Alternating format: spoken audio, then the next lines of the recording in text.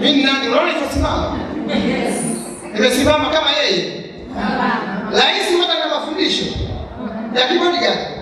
Anajua kupigana. Anajua kupigana ni nani? Unaona anaposimama? Na nikizidisha kwa nafaa nini? Miwani. Ulishamuona bodyguard anacheka ovyo? Unafikia chekaji? Anafanya kamaliza. Ukae ni wapi? Amina. Amen. Unajua kwa nini anakaa hivi? Akiangalia hivi, ameshaona ni nyuma. Wanaona ni nyuma bodyguard. Yaani wanaona wamefundishwa jinsi ya yaani anaisia siku za aje. Unaweza kufuata kumpiga risasi unapigwa wewe. Vigongo hivyo. Mganga atakaa hapa. Wale wanaofaaga zile nguo za kaki watakaa.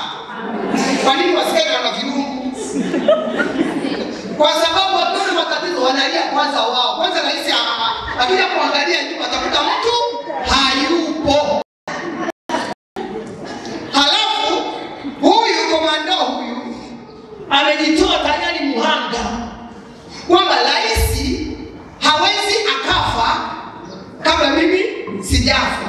Na huyu anafundishwa kwamba hatari yoyote ikitokea na mpiga wiki 10, yani anapigwa kweli kweli, anaanguka. Akianguka mimi ndio nasimama hapa. Umenielewa? Yani komando yuko tayari afe, lakini rais asifanye nini? Leo mwanamke unaolewa, vazi dada la jeshi mnalo, ila mbinu za kivita huna. Unamlindaje uliolewa? Na Mungu ameshasema mwanamke ni mlinzi, afu akaongeza watangazao habari ni jeshi. Muulize wewe, hivi nazo mbinu za kijeshi kwenye maisha yako? Mgusa kusikie, mguse. Akikugusa naona mgusa. Mnagusana.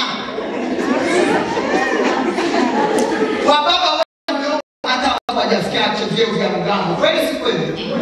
Unamsikia mdada sasa mimi nilivyolewa. Sipata hata mtu akunifundisha. Mungu tu mwenyewe nimejitahidi na ndio hivi imani. Kama mgambo mama kameenda kuolewa. Kamekutana na boki ya vita. Mara kamelala, mara kamelia. Eti kama komando analiaga eti.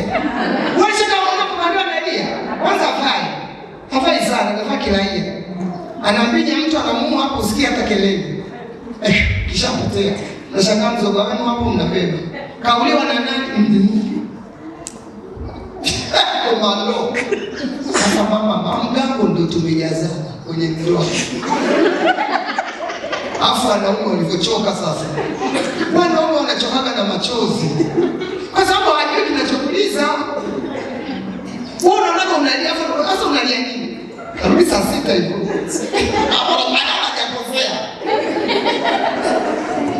Hivi si ni kweli kabisa? Unakuta kabisa kuna mtu amemtumia 500 mjui. Mume wangu nilikuwa jana 20 tu.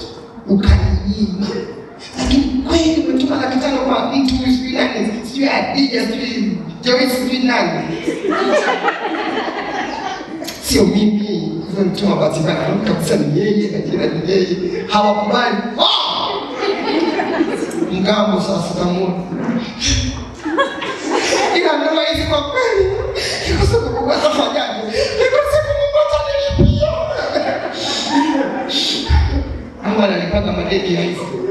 Mgambo, Mungu sio mgambo. Kama utajiona kwenye mgambo unalia. Kama utajiona kwenye ndoa yako unalia, wala usimlaumu mtu. Jisemee moyoni, mgambo unalia.